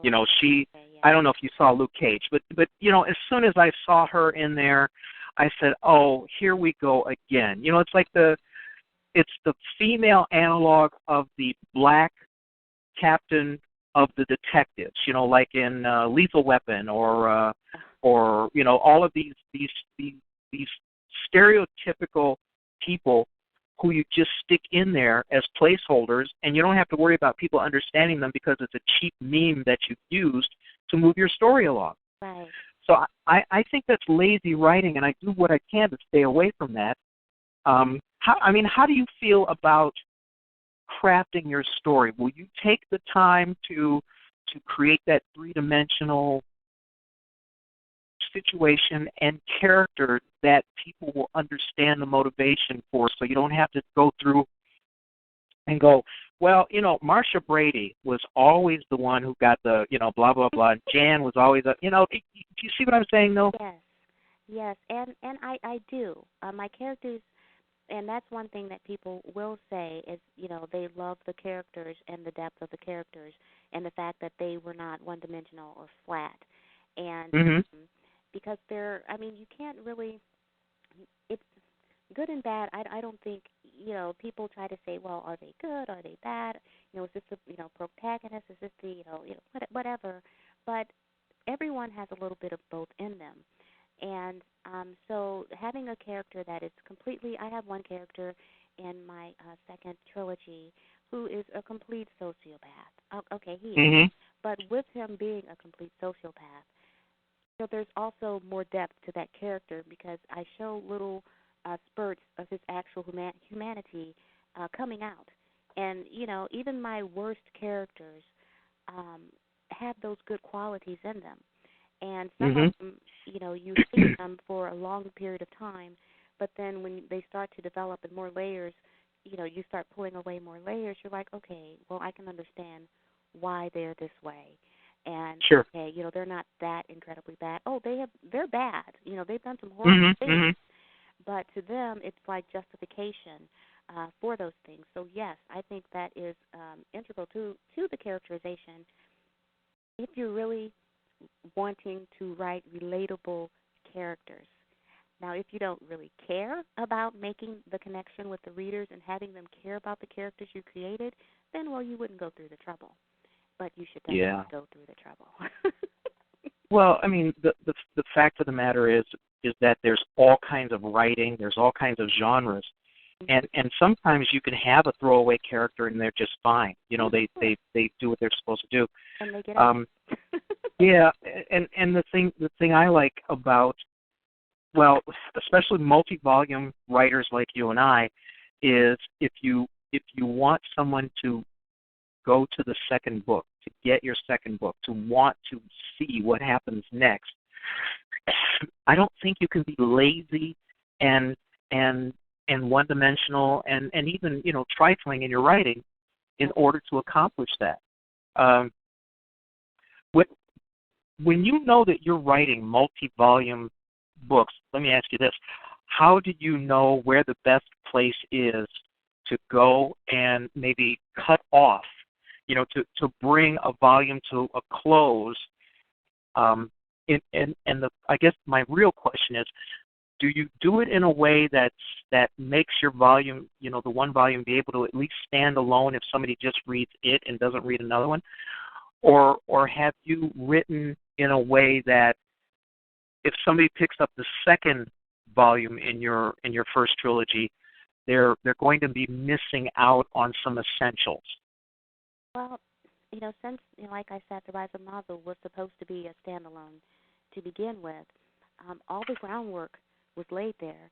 So, by the second book, these characters have gone through so much, and they've overcome or they've succumbed to these different things that are going on in Phelan Duel. So when you get them in book 2, it's completely different in most cases than they were in the first book. So with Scorn, actually, I did have to do a little setup and background for that as well. So it's a little larger than book 3, which is Piercing the Darkness. But I think as far as, cutoff points and different places to end it, that was a problem with me with the first trilogy. Because, I didn't know there was so much going on in the second book that I wanted to leave it where you would absolutely want to go on to book 3, but not leave it with, this huge cliffhanger that I tend to hate.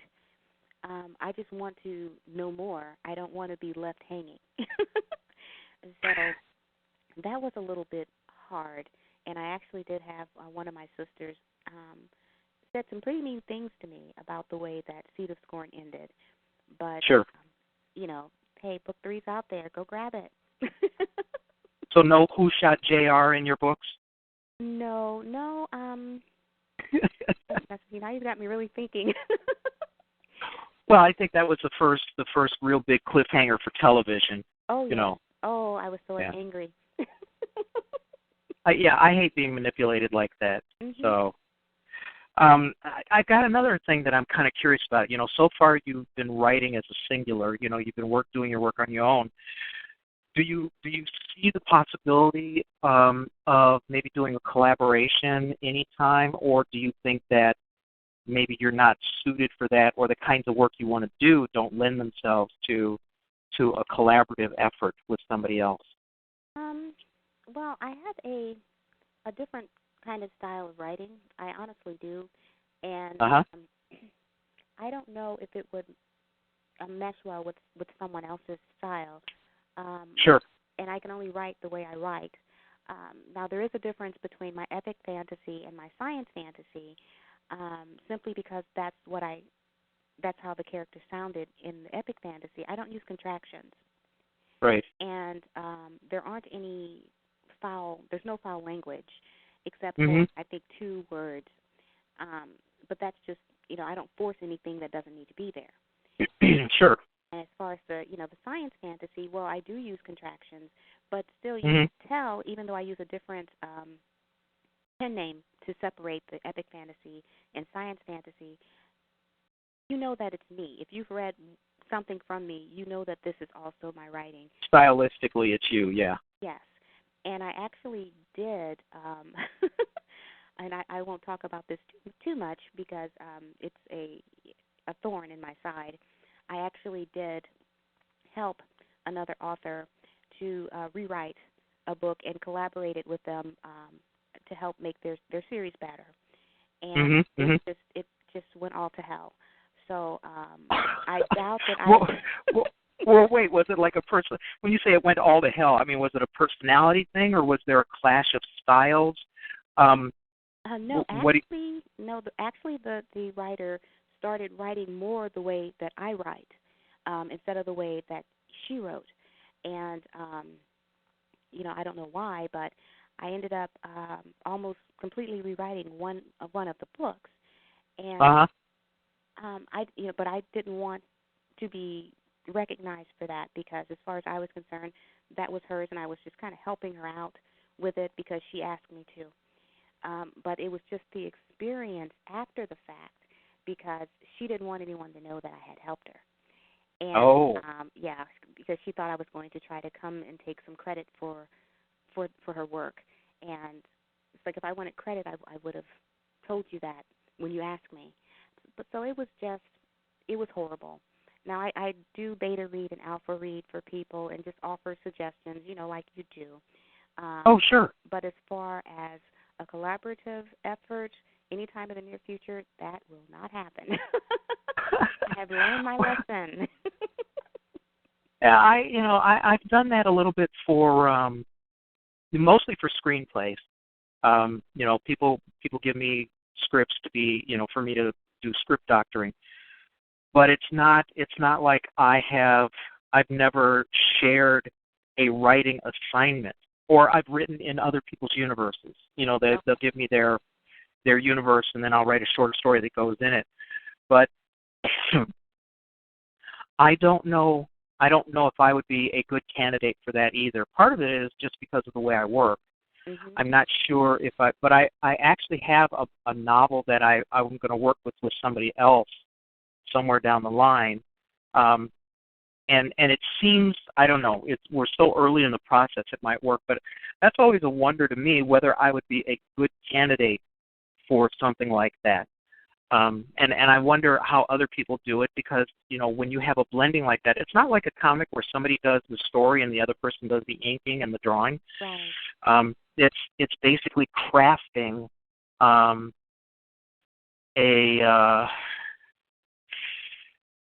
it's crafting a story. It is collaborative. Where I don't know if I'm going to be really good at it. And fortunately, I don't have that many years of writing that I want to do, where I'm going to have to look at it. But I am going to offer up, people who have read any part of the Dark Side trilogy. In either a year or 2 years, I'm going to put out a call for short story submissions, so that people who want to write in the universe can write a short story, and then I'm going to create an anthology, put an anthology together, so that other people can write in the universe and show off their talent. But again, that's not like collaborating. It really isn't. Right. You're doing your own yeah, thing. It is. For you, when you look at what you do, you've learned your process, you do your writing. You mentioned that your son is working on a book. Are you helping him at all, or is he doing that on his own? I helped him with his outline because he didn't know how to outline the book. And, okay. He's only 10. He just turned 10. So, structurally, I've been helping him along. But the story is his. And once it's finished, then I read it over, and I will circle things or highlight things that he'll have to fix because he has to learn the process. So, sure. He's like, "Mom, help me." I'm like, "No, I'm sorry. You're going to have to learn how to do it." And so he's right. doing really, really well with it, actually. And he's very excited. We've already had his character illustrated, and, so that helps because that's something that I do. I have major characters and the maps and the different book covers, all as posters, and they're all in my writing area.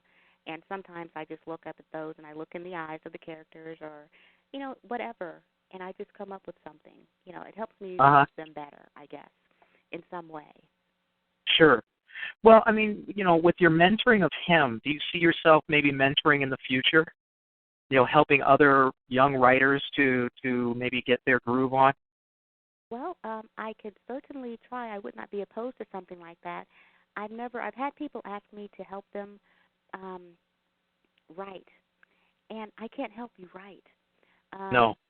And everything is specific to you, and you have to feel what's inside of you and try to put that on paper. Now, if you want advice for, different things, I can help with that. But your creative process is your own, and you have to understand what that is and bring it forth. Yeah. Yeah, I have people who want me to write who want me to write something for them. They want me to write their life story.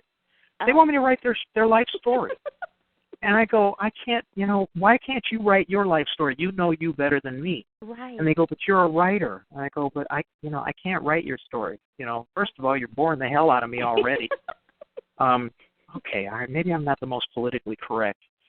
But the thing is, when you set out to write something, you have to know where you're going. You have to figure out your beginning, your middle, and your end. Mm-hmm. If you're writing nonfiction, it's a little bit different because you're kind of like it's a chronological thing, or you're cataloging experiences. Mm-hmm. But if you're putting together something creative, there's a process that has to be followed. For me to write somebody's life story, I would have to be like a biographer and spend time with them and talk to them. And in many cases, I just can't do that. I started out writing nonfiction. I would do technical manuals, articles in publications and things like that. And then all of a sudden in 2001, I had a whole lot of time on my hands, got divorced, and I decided, well, maybe I'll just write a book. So I'm like you. I don't think I can collaborate well, but I think that I can maybe mentor other people who want to learn how to write. But I'm like you. I'm not gonna write for them.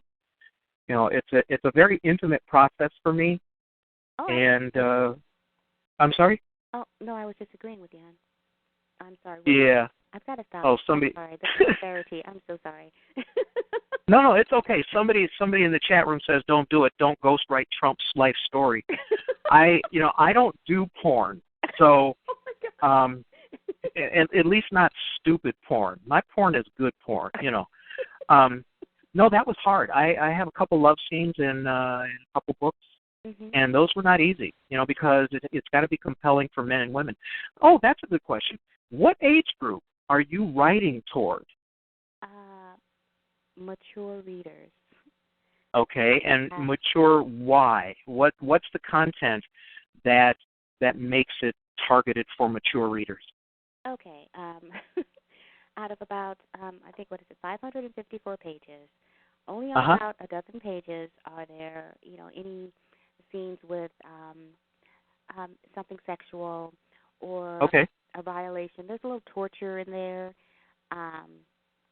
So it's not for younger readers, because if you have a problem with consensual sex between adults, and it's not like graphic sex, but it's still there, or you're going to wince at the torture or whatever, because I let you know what happens to the people and things like that. So it is for a mature reader, and I do, like I say, I give a warning underneath the blurb that it is for mature readers because of some graphic scenes and adult situations. And for the life of me, I don't understand why people who are offended by those things that I've listed are in there would go ahead and read it anyway and then complain about them being in there. Yeah, I people, when I talk about people, and I know that I am one porch and a rocking chair away from hollering at kids for getting on my lawn. I know this. And people who read a book, especially, when you give, like if a movie is rated R, there are going to be certain things in it. And then you look on IMDb and people are complaining, oh, we had to see somebody's butt, or, whatever their complaint is. Mm-hmm. And I think that there are just some people out there who are born to, or have just decided that they're going to complain about anything. They're going to complain about stuff. And again, this goes back to you can't please everybody, but then there are some really unreasonable people out there who just are there to bitch, whine, and moan and make people's lives miserable. Yeah. Have you had people actually come to you and complain about that? Oh, yes, numerous times.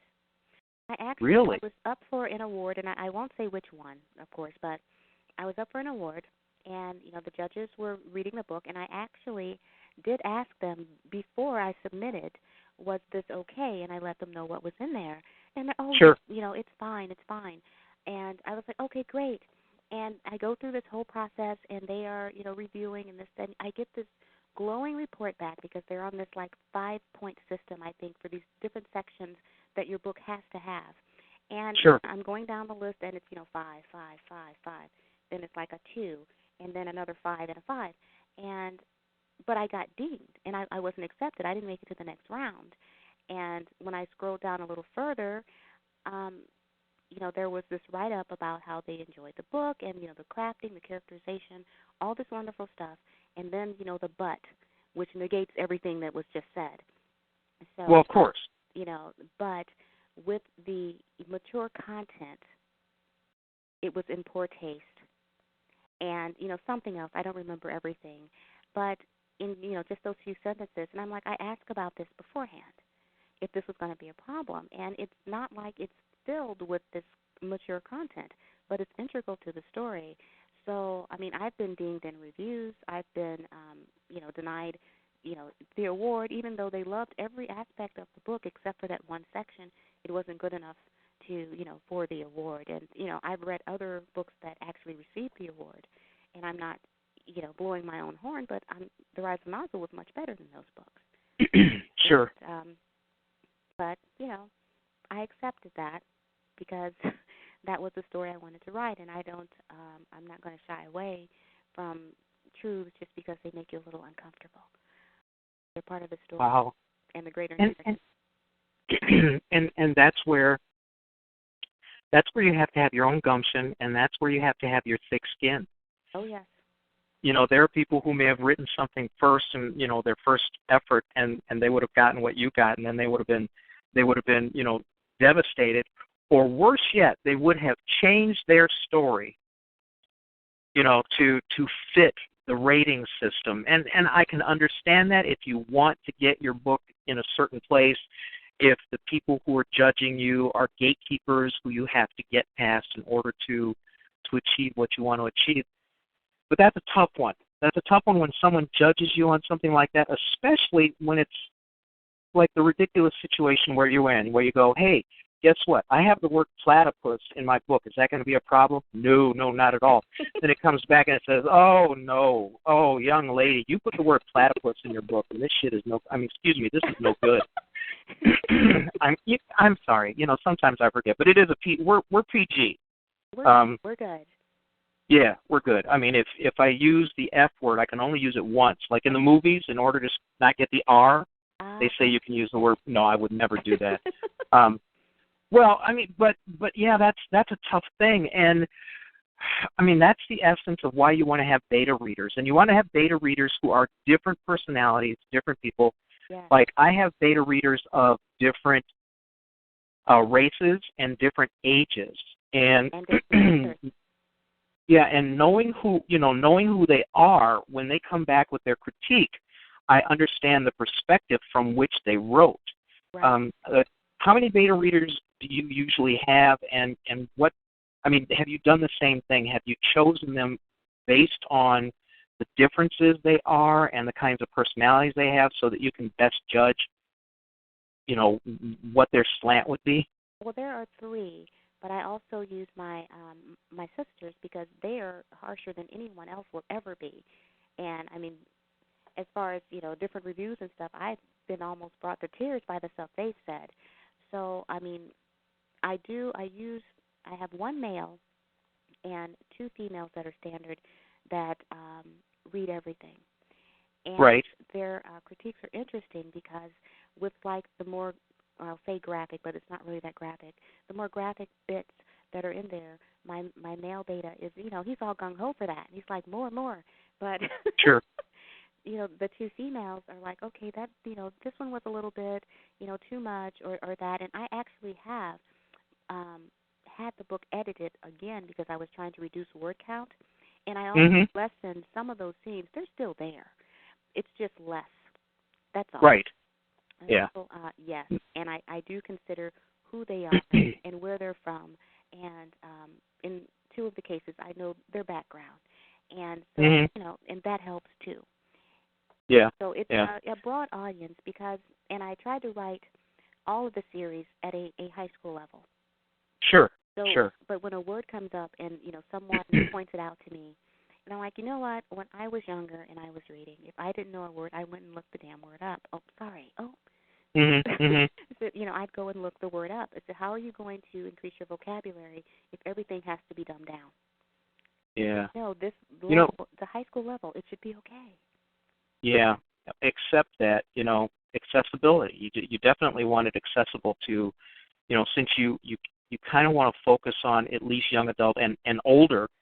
There are certain concessions that you make just stylistically so that it's accessible to a younger mind, Mhm. and it's not offensive or appeals to prurient interest or things like that.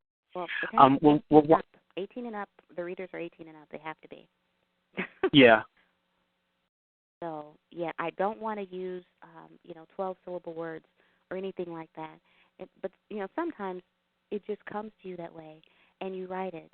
And I don't Mhm. want to specifically go through and change words because I don't think that they will grasp the meaning, because I give my readers more credit than that. And Mhm. they are smart, and they can pick up on these things. And if it's a word that you don't know, grab your, cell phone and just type it in Google. It's easier now than it was back in the day. No To kidding. figure out what a word is. So, but I don't think anyone's really had major issues with that. I've never had that was a beta issue. It was never review, issue. Yeah, once it was published or anything like that. Yeah. Right, right. Well, I mean, that's great. Oh, by the way, you're kind of in the south part of the state. You ever get up this way? Oh, all the time. I have family up in Naperville. Really? Uh-huh. So shall we have lunch? Oh, absolutely. No, I'm serious because I'm serious too. There's a great Ethiopian last restaurant up week, by us.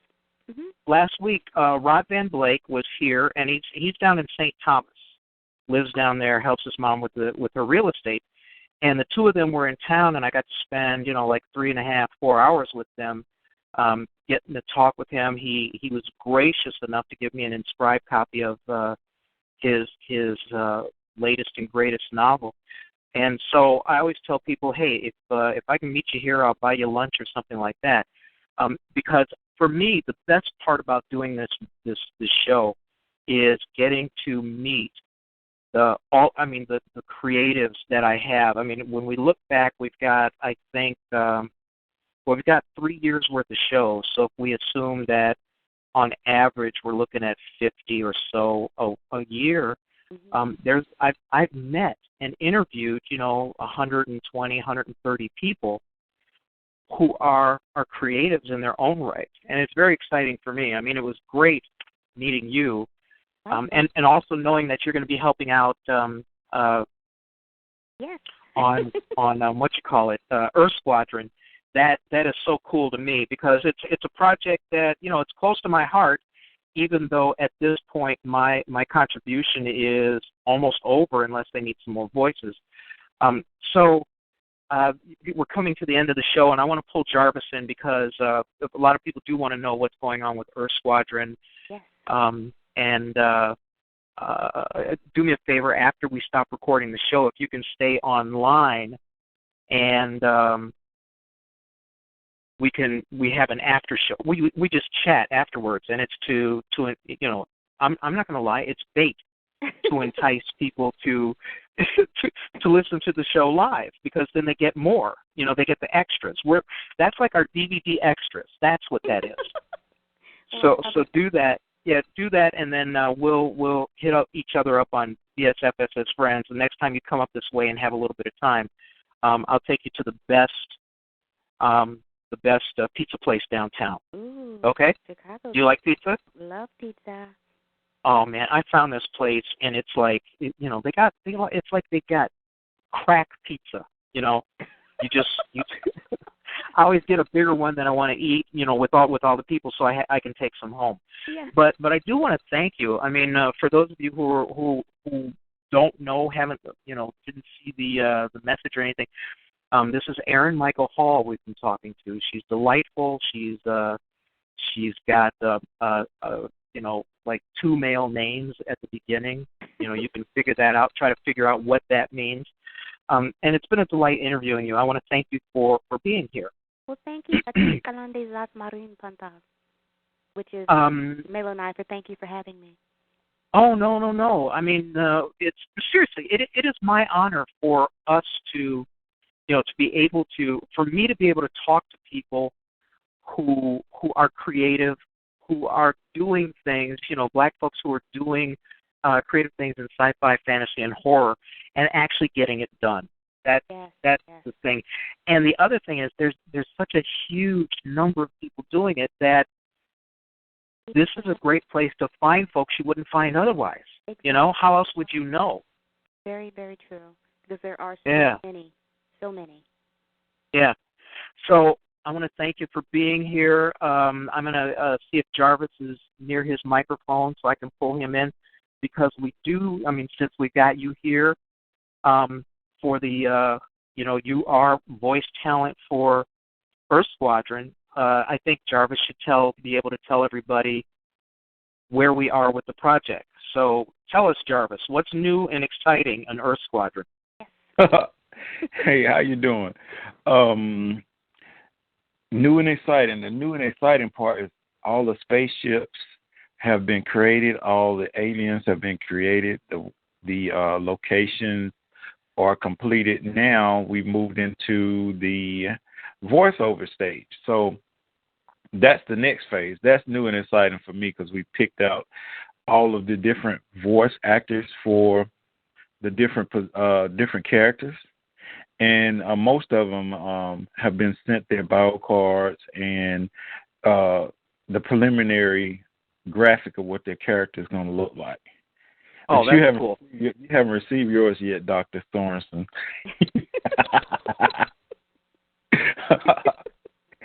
So there's definitely a place for you, Will. So thank you. You have the script, so you can kind of peek back and like, okay, who's Dr. Sorensen again?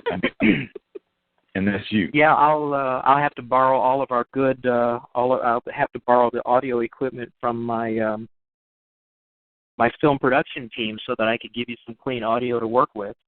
Okay. And and somebody's asking, what renderer are you using? I guess for your graphics. Don't get me the line right now. We're using the we have iClone version 5 currently, but over the weekend we're upgrading to iClone 6, which is going to drastically increase the visual capabilities of the film. I mean, the audio, the video was good, but now it's going to be even greater because of the new software, which has put us in a position where we had to upgrade our systems. We had probably about a half dozen rendering systems for the old system, for the old software, but now we're in the process over this weekend of making one super high-speed rendering system. And so me and Quasi have been working on this randomly for the last 6 months. So we got all the hardware in place, and we're upgrading the operating system to 64-bit so that it can handle the new software. So we're just using the regular iClone renderer. No, nothing. No, this is not like Silicon Graphics systems or Disney or anything, but you can do quite a bit with the system that we have now. Plus, like I said, with the upgrades, the visual detail will probably be quadruple in terms of polygons and detail. So Very you can nice. look forward to that. Very cool.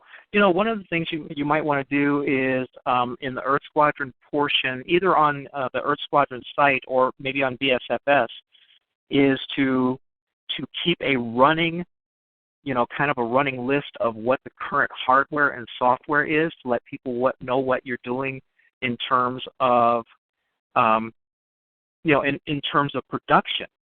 Because a lot of people would love to know that. What operating system are you using? What graphics processors are you using? How much RAM? CPUs and things like that. Mm-hmm. Because there are a lot of people who want to do what you guys are doing, and are more at the beginning of their learning process in order to put stuff together. I think that would be greatly informative and kind of keep people checking back to see what's new and exciting.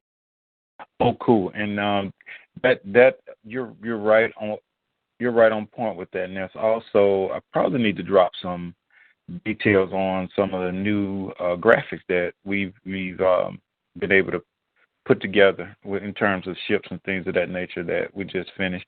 Actually, those graphics were done by Alonzo Von Threet and Wayne on our team. So I need to post, I need to thank you for reminding me. I need to post some more up to date videos and graphics of what we've been up to.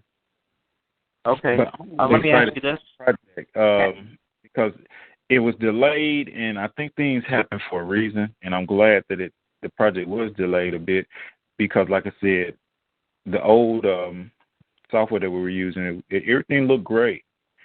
Everything looked good. Let me say that everything looked good. And so now things can look great. So I'm really excited about that. Yeah, I just looked at one of the, what was it? Starship Troopers. Mm-hmm.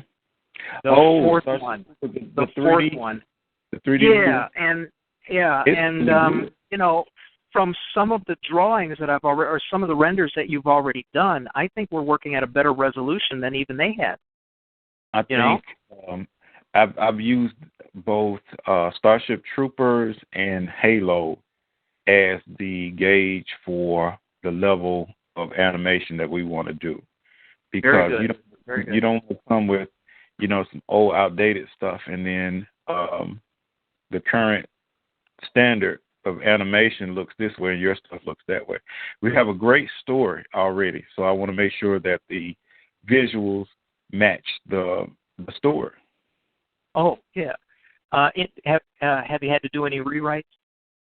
No, only the closest to rewrites that have been done may have been a name change here or there.